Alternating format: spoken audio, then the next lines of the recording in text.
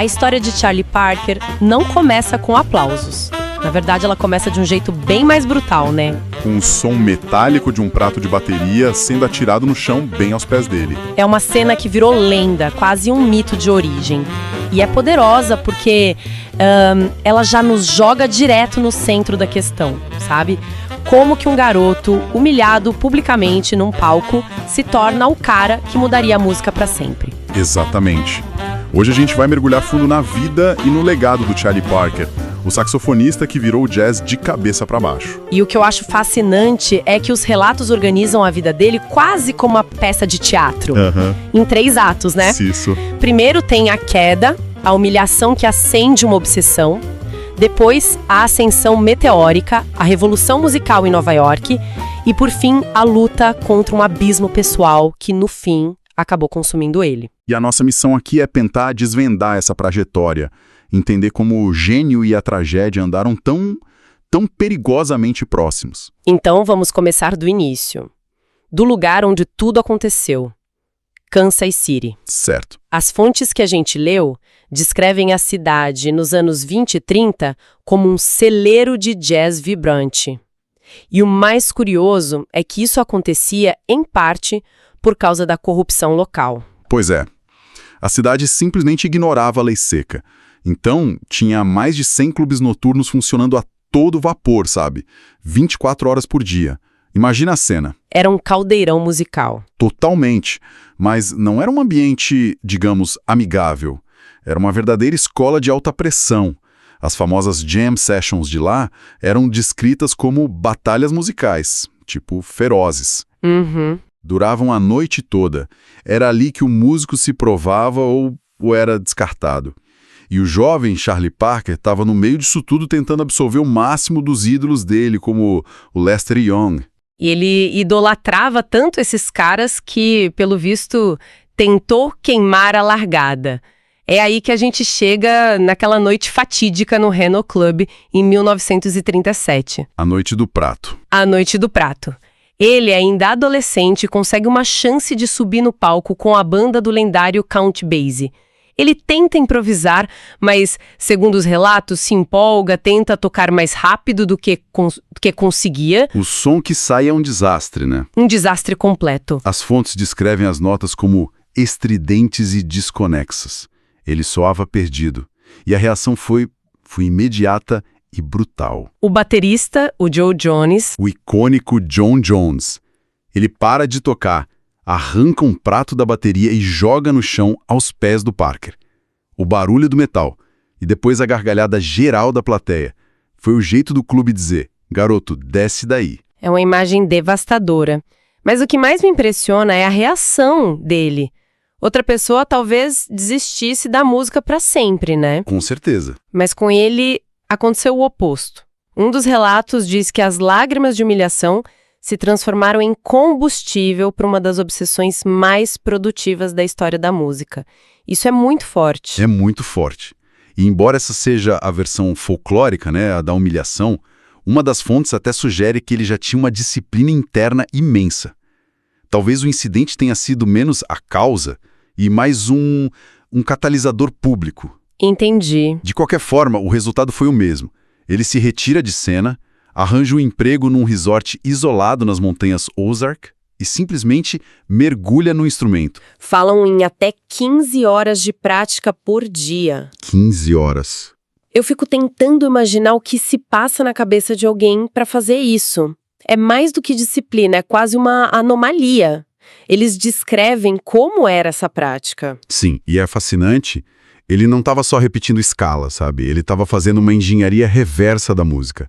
Pegava os discos do ídolo dele, o Lester Young, e tocava na metade da velocidade para poder transcrever e analisar cada nota.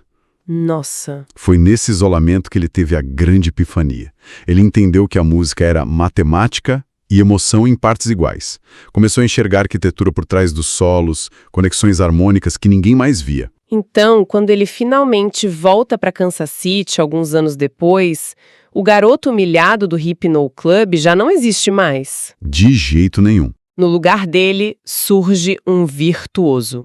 As fontes descrevem a cena do retorno dele de um jeito quase cinematográfico.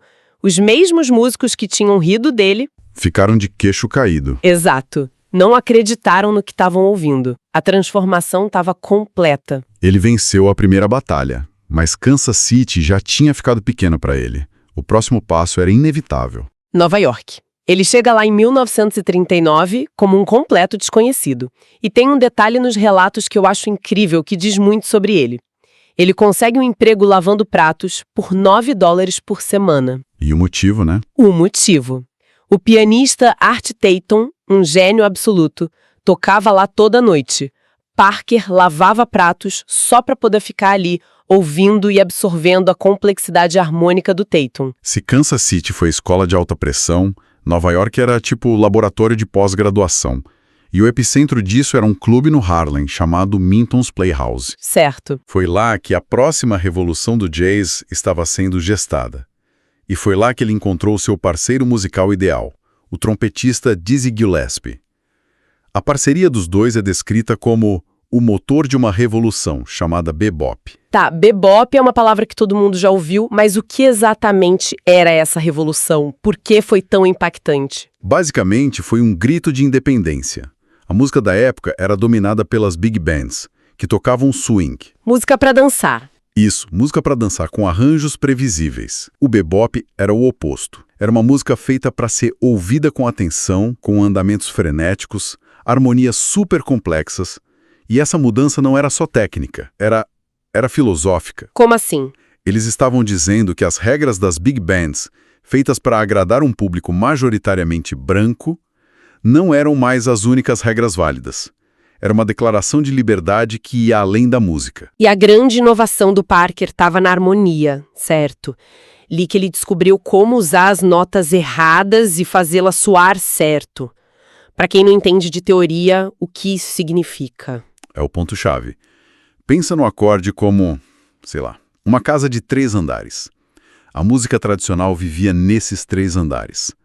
Parker descobriu que a casa tinha um sótão e um terraço, as notas de extensão. E ele começou a construir melodias que passeavam por esses lugares, que antes eram fora dos limites.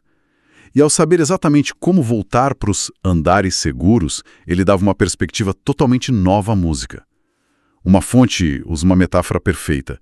Ele estava pintando com cores que o jazz tradicional desconhecia. É nessa época que ele ganha o apelido Yardbird, ou só Bird. Exato. Gosto de pensar que o apelido tem a ver com a liberdade do som dele, como um pássaro. E essa liberdade era a marca dele.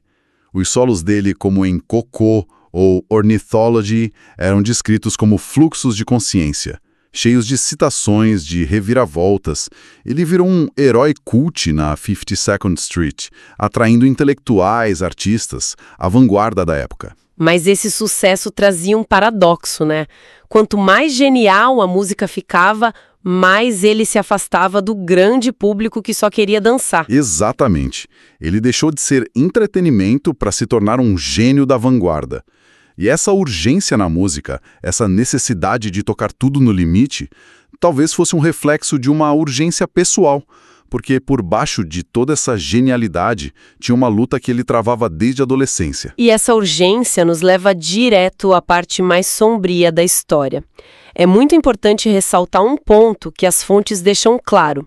O vício de Charlie Parker em heroína não foi consequência da fama. Não mesmo. E depois de um acidente de carro. Era um fardo que ele carregou durante toda a ascensão dele. Um fardo que se tornou insustentável na viagem para a Califórnia em 1946. Era para ser o momento do triunfo, a consagração do bebop na costa oeste. Mas, longe dos contatos habituais, a viagem virou um pesadelo. Eu li sobre a gravação de Lover Man dessa época e é uma história de arrepiar. Dizem que ele estava em plena crise de abstinência, tremendo, mal conseguia ficar em pé e mesmo assim o produtor insistiu que ele gravasse. E o resultado é um dos registros mais dolorosos da história da música. Você ouve um homem no limite do colapso.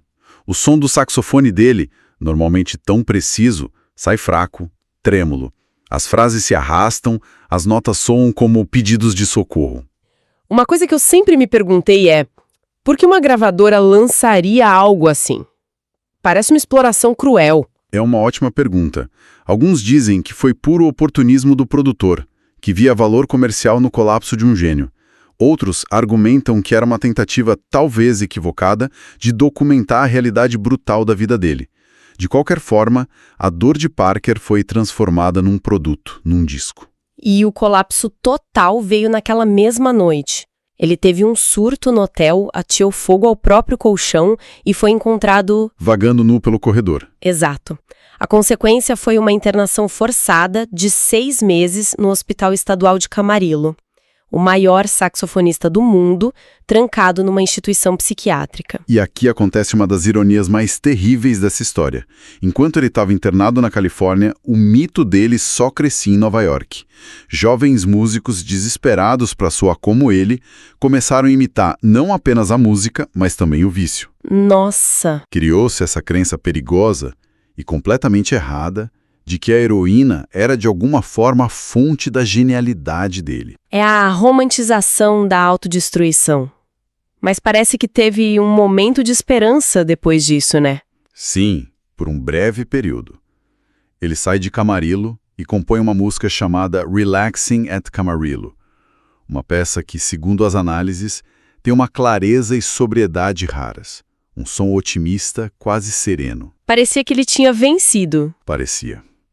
Mas o retorno a Nova York, a pressão constante dos clubes, a expectativa de que ele fosse o deus do saxofone toda noite, tudo isso começou a corroer a recuperação dele.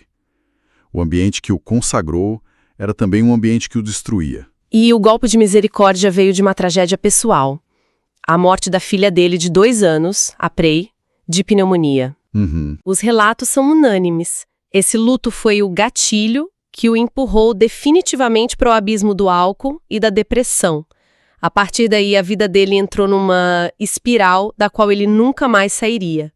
O gênio ainda brilhava, mas o homem estava quebrado. Então, quando a gente olha para a história completa, temos essas 3 fases muito claras.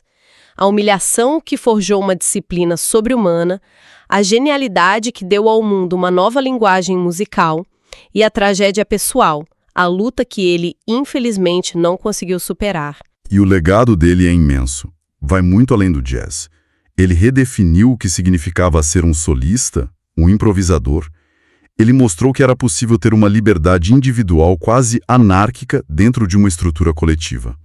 A complexidade que ele introduziu ecoou por toda a música. Para terminar, eu queria voltar a esse ponto que você mencionou sobre os jovens músicos que começaram a usar drogas para imitar o Parker. Isso nos deixa com uma reflexão, não é? Com certeza. A ideia de que o sofrimento é um ingrediente necessário para a grande arte ainda é muito presente. Com que frequência na nossa cultura a gente ainda cai nessa armadilha de romantizar a dor de um artista, de confundir a doença com a fonte da criatividade, e qual é o perigo real de continuarmos fazendo essa conexão?